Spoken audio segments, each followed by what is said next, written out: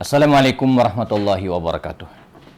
Alhamdulillahi rabbil alamin wa bihi nasta'in ala umur dunya waddin. Asyhadu an la ilaha illallah, asyhadu anna Muhammadan abduhu wa rasuluhu la nabiyya ba'dah.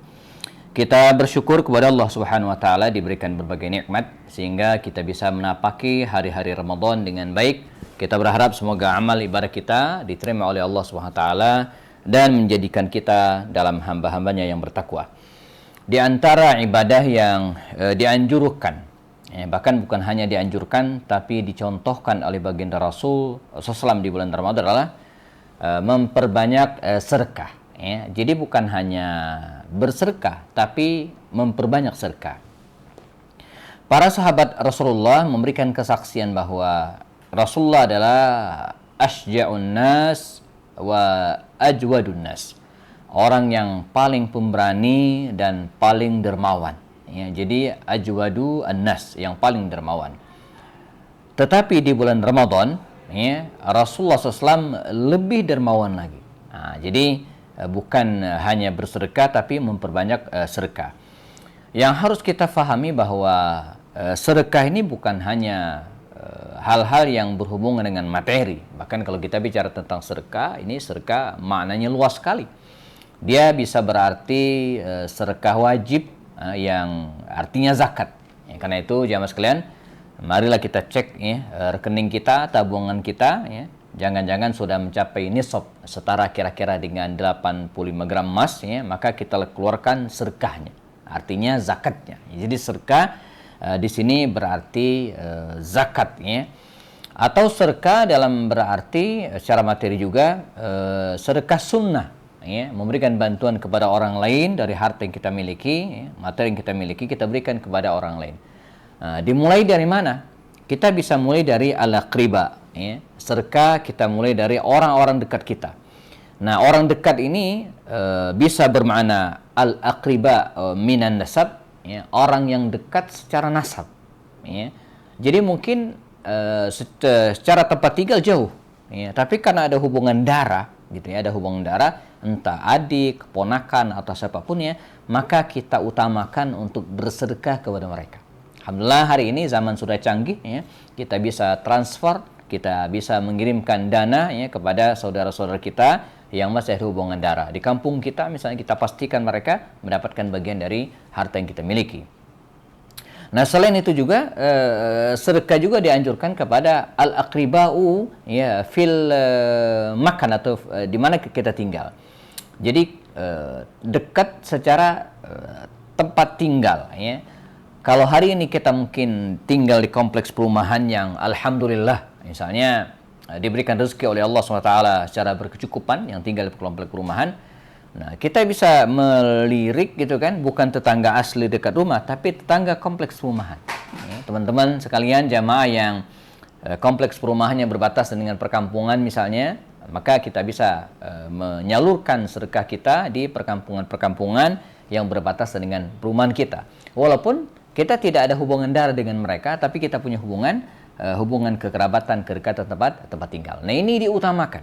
Jangan sampai na'udzubillah kita tidak bisa tidur karena kekenyangan, tapi ada tetangga kita yang dia tidak bisa tidur karena kelaparan. Ini kebalikannya. Jadi kita jangan sampai kita bisa atau tidak bisa tidur karena saking kenyangnya gitu, tapi ada tetangga kita yang justru tidak bisa tidur karena kelaparan. Ini menjadi tanggung jawab kita. Dan Ramadan ini adalah momentum yang sangat pas bagi kita. Dan secara teknis bersedekah ini bisa dilakukan secara personal. Nah, kita lakukan secara langsung kepada personal atau orang-orang yang menjadi sasaran sedekah kita, atau bisa juga jamaah sekalian bersedekah secara komunal, jadi secara bersama-sama. Dikumpulkan dananya, lalu dibelikan kebutuhan-kebutuhan masyarakat yang betul-betul mereka perlukan gitu kan. Dan ini bisa jadi ini menjadi lebih efektif dan lebih maksimal. Sebab kalau kita sedekah sendiri-sendiri, mungkin sedikit, kita nggak bisa ngapa-ngapain. Mungkin kita hanya bisa belikan sembako misalnya, hanya bisa kita belikan minyak goreng ya, yang sekarang katanya mahal gitu ya. Tapi kalau kita lakukan secara bersama-sama, banyak hal yang bisa kita lakukan. Ya, bahkan sampai pada titik misalnya merenovasi ya, rumah-rumah yang memang harus dibenerin misalnya kan, atau untuk lembaga-lembaga tertentu. Nah, jadi objek dari sedekah ini luas gitu ya. Bisa ke orang dekat yang senasab, bisa juga orang dekat kita secara tempat tinggal, bisa diberikan kepada personal, dilakukan sendiri-sendiri, berjamaah, atau diberikan kepada lembaga-lembaga. Ya, misalnya lembaga pendidikan, lembaga tahfiz Quran, lembaga yang mengayomi anak-anak yatim piatu atau orang-orang yang tidak mampu. Nah, ini akan lebih maksimal lagi yang bisa kita lakukan ya. Nah, selain itu juga bersedekah ini juga maknanya bukan hanya secara materi, ya, tapi setiap kebaikan yang kita lakukan dan bermanfaat bagi orang lain, terutama di bulan Ramadan, ya, itu juga bernilai sedekah. Bahkan dalam hadis Nabi mengatakan, al-ibtisamu ala wajhi akhika sadaqah, ya, senyum kita, keraman kita, ya, nyenangkan hati orang gitu ya, dengan kata-kata yang kita sampaikan, ini juga bagian dari sedekah.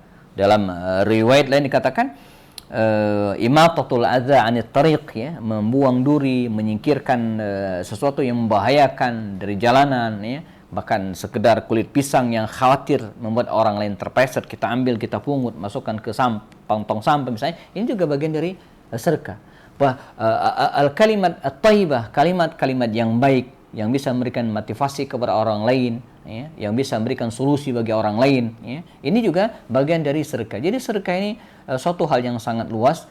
Dia bisa berbentuk materi, ya, atau mungkin non materi, ya, bisa kita berikan kepada siapapun yang kita temui ya, yang membutuhkan pertolongan.